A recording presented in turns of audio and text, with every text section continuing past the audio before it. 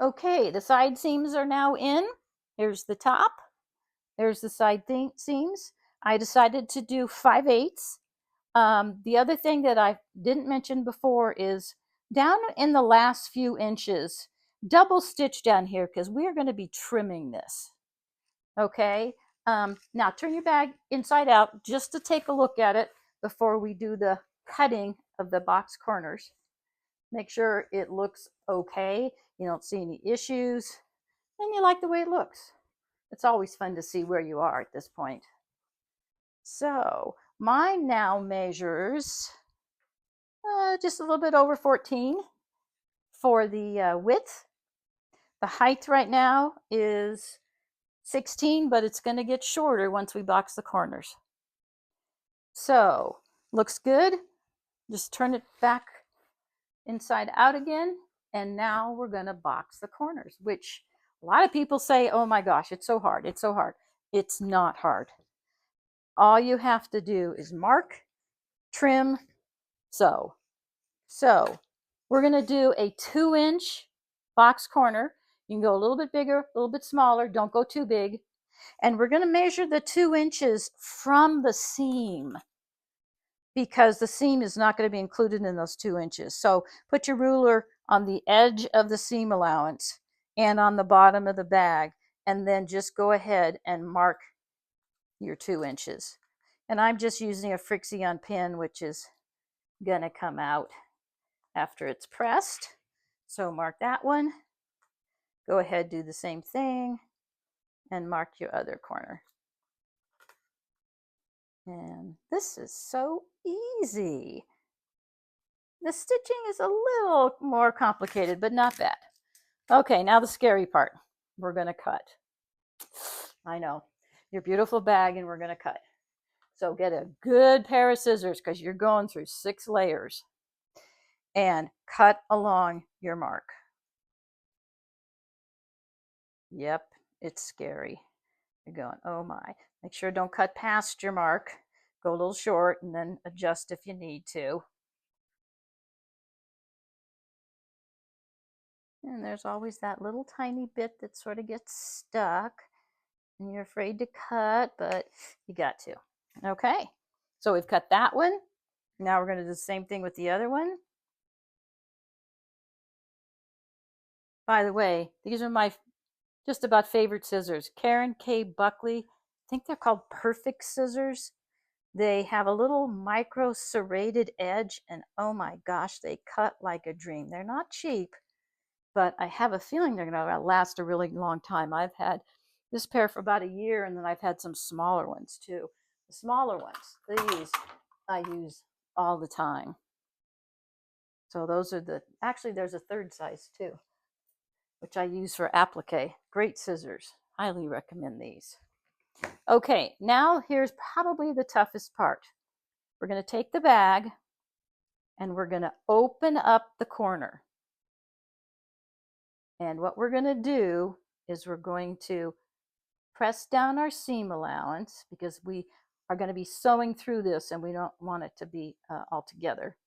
Take the center of the bag, you'll be able to see it from your mark, and make that center of the bag touch the center of the seam.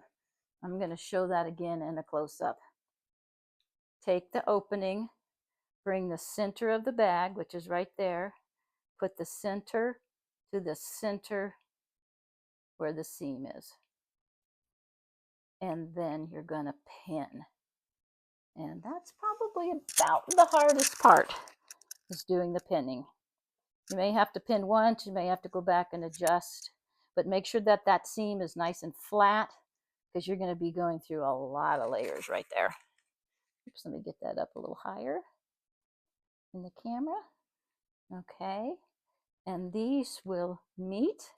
Try and get them nice and even going across. And so that's actually a diagonal that we're going across.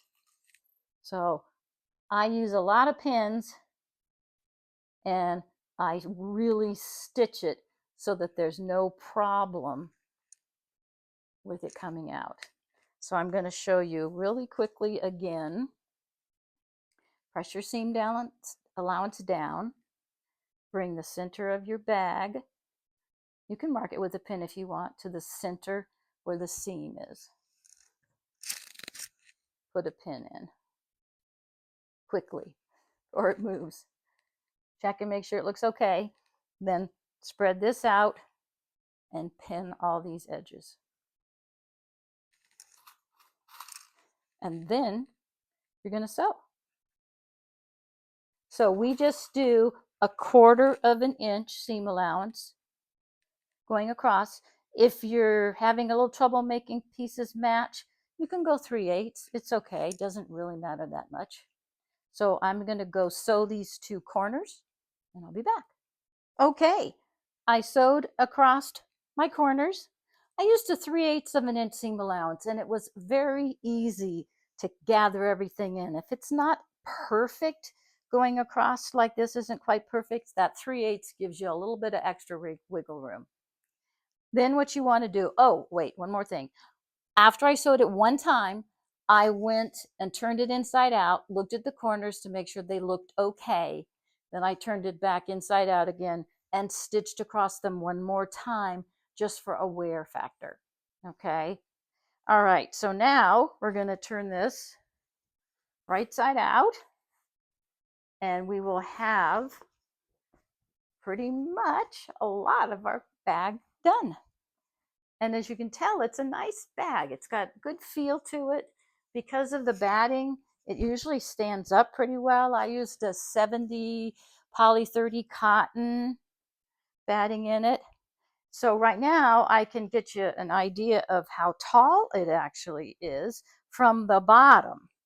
And it's about 14 and a half. We will be putting a binding, but first we need to do handles. So that's where we are right now. And I love my owl bag. This is not going to be a gift. This is going to be for me. So let me prepare the things I need for the straps, and then I'll show you what to do. All right, we're coming down the home stretch. First thing you need to do is cut a 4-inch wide width of fabric strip from whichever fabric you want to use for your handles. I chose to get a little bit darker of a color to be my handles. I don't know why, I just thought it looked interesting. So these will give you, by cutting with the fabric, then you cut it in half. They will give you approximately 22-inch strip, which as it goes up over the top of the bag and then comes back down, gives you about 11-inch clearance. If you want longer straps than that, then you're going to need to cut 2 strips and decide what your length is going to be on your straps. Check another tote bag you have and see which length you like best. I think it's the best way to do it. Okay, so you take your 4-inch strip and you press it in half. Good press. Don't iron. Move your iron along because you don't want to stretch the fabric. Then you open it back up. You take one part, one edge, and fold it to the center. Press. Then you take the other edge, fold it to the center, press. This point, don't press too hard because you don't want to press out your center seam. Then you open it up. You take a 7/8 inch wide piece of batting that fits your strap, put it right against the center fold, smooth it down. My fingernail keeps catching it, sorry. And then take this edge and fold it down. Okay, so just in case, you take this edge and fold it down. At this point, you can press it again and just press that down nice and flat. Then just take this other edge, fold it to the center, and then flip it together. So you now have a 1-inch finished strap. Of course, it's open. We're going to do some top stitching, but there's your strap. So this one I have already top stitched. I stitched 1/8 of an inch in from both edges, and then I stitched a line down the center. So it's actually at the 1/2 inch mark. So this gives you plenty of stability. If you want to do more, you can. I wouldn't do less than at least 3. And you can get fancy. You can do zigzag stitches. You can do whatever you want. But do those 1/8 of an inch from the edge to make sure that you're holding down all those layers on the one side. Then at that point, you're ready to place these on your bag, which is really exciting. So if you have a better side to the one of the straps, so let's say, oh, okay, this side looks a lot better than the other side, then put that on the outside. And the way your straps are going to go is on the inside of the bag on both ends.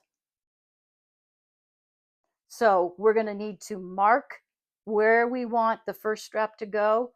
Same thing on the other side, and then do the same thing with that.